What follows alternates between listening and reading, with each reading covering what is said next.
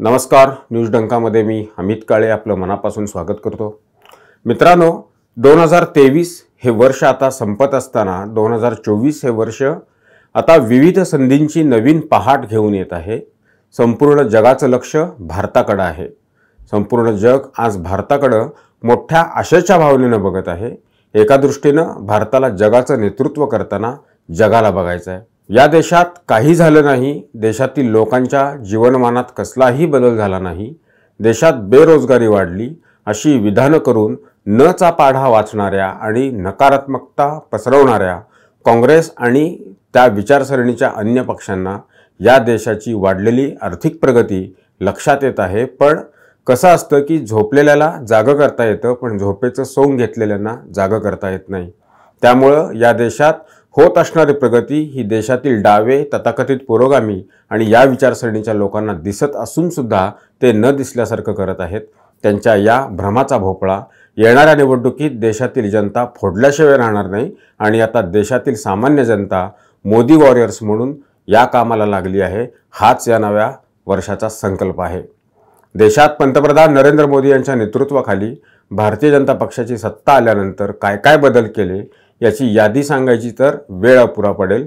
पण अगदी गावखेड्यापासून ते शहरापर्यंत आपल्याला झालेले बदल हे दृश्य स्वरूपात दिसत आहेत आणि हेच सकारात्मक पद्धतीचे झालेले बदल विरोधी असणाऱ्या काँग्रेस आणि विविध पक्षांना बोचत आहेत। म्हणूनच त्यांनी एकत्र येत इंडिया आघाडीची स्थापना केलेली आहे। याला लोकशाही वाचवायची आहे, देश वाचवायचा आहे, असली पालुपद लावून लोकांच्यात संभ्रम निर्माण करण्याचा प्रयत्न केला जातोय। देशात नरेंद्र मोदी नको हाच जर अजेंडा असेल तर मग मोदी नाही तर पर्याय काय? कोणता असा ठोस कार्यक्रम या इंडिया आघाडीकडे आहे? इतका सामान्य प्रश्न या देशातील लोकांना कळत नसेल का? तर नक्कीच या विषयावर आता लोक विचार करत आहेत आणि इंडिया आघाडीबद्दल असलेली आपली मतं सुद्धा व्यक्त करत आहेत। लोकांना गृहीत धरून राजकारण करणं आणि निवडणुका जिंकणं हा काळ आता गेलेला आहे।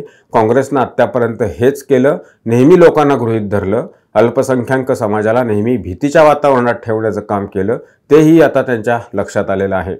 लोकांना काम करणारे कोण आणि भ्रष्टाचार करून आपली घरं भरणारे कोण यातला आता फरक जाणवू लागलाय। गेल्या 9 वर्षाच्या नरेंद्र मोदी यांच्या राजवटीवर भ्रष्टाचाराचा एकही आरोप झालेला नाही। म्हणजे किती पारदर्शकपणे मोदी यांच्या गॅरंटीसह या देशाचा कारभार चालू आहे यातून स्पष्ट होतं। पंतप्रधान नरेंद्र मोदी यांच्या नेतृत्वाखाली भारतानं आत्मनिर्भर भारत बनण्याच्या दिशेने प्रचंड प्रगती केलेली आहे।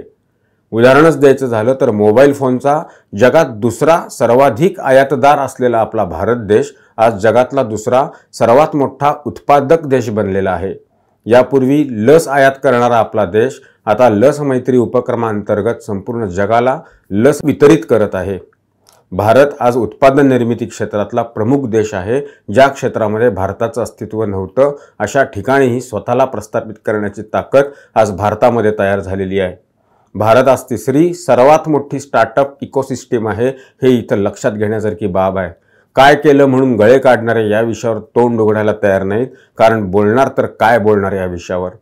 उत्पादन क्षेत्रात होत असणारी प्रगती या देशातील मोकळ्या हातांना रोजगार देणारी ठरत आहे।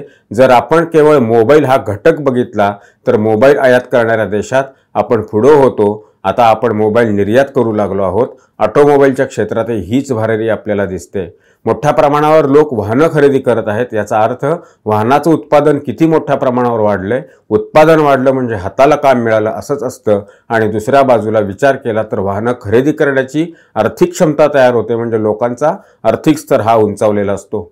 पारदर्शकता आणि उत्तरदायित्व हेच नरेंद्र मोदी सरकारचं ध्येय असल्यामुळे आणि याच नीतिमत्तेने भारताला एकेकाळी नाजूक स्थितीमध्ये असलेल्या अर्थव्यवस्थेमधून जगातील 5व्या सर्वात मोठ्या अर्थव्यवस्थेपर्यंत पोहोचवलं आहे। येणाऱ्या काळात भारताला 5व्या स्थानावरून 3ऱ्या स्थानावर नेण्याचा नरेंद्र मोदी यांचा मानस आहे आणि ते या भारताला तिथपर्यंत नेल्याशिवाय स्वस्थ बसणार नाहीत याची खात्री देशातील सर्वसामान्य गोरगरीब जनतेला आहे आणि हाच मोदी गॅरंटीचा करिश्मा आहे। याबद्दल जशी देशवासियांना खात्री आहे तशीच या जगातील अन्य देशांच्या प्रमुखांना सुद्धा नरेंद्र मोदी यांच्याबद्दल खात्री आहे। त्यामुळेच भारताला जगात सध्या इतका मान सन्मान मिळतो आहे। आज जग माहिती आणि तंत्रज्ञान यामुळे जोडलं गेलेलं आहे। एका क्लिकवर जगात काय चालू आहे याची माहिती आता शहरातच नाही तर गावात एखाद्या वाडी वस्तीवर बसून लोकांना समजते। त्यामुळे लोकही भूलतापाने बळी पडत नाहीत। या देशात आपल्याला आधार आहे असं वाटावं असं नेतृत्व केवळ नरेंद्र मोदी यांचं असल्यामुळे लोकांना दुसरा आधार शोधण्याची काहीही गरज नाही। हेच 3 राज्यात झालेल्या निकालातून स्पष्ट झालेलं आहे। काँग्रेस किंवा तयार झालेल्या इंडिया आघाडीला नरेंद्र मोदी का नकोत तर आपली पोळी भाजायची आता बंद झालेली आहे। काहीही करून नरेंद्र मोदी हटवणं हा अजेंडा घेऊन यात्रा सुरू होणार आहे। इतक्या बैठका झाल्या, केवळ हाच कार्यक्रम आणि यावरच चर्चा झाली, केवळ मोदी हटाव। तिथून गाडी अजून पुढे सरकलेली नाही आणि गाडी पुढे जशी सरकायला लागेल तसं महाराष्ट्रात सध्या जो काँग्रेस आणि शिवसेना उद्धव बाळासाहेब ठाकरे गटामध्ये जागा वाटपावरून जो वाद सुरू आहे तशीच परिस्थिती अन्य राज्यांमध्ये सुद्धा होणार आहे। त्यामुळे इंडिया आघाडीच्या रथाचं चाक जागेवर उतरल्याशिवाय राहणार नाही।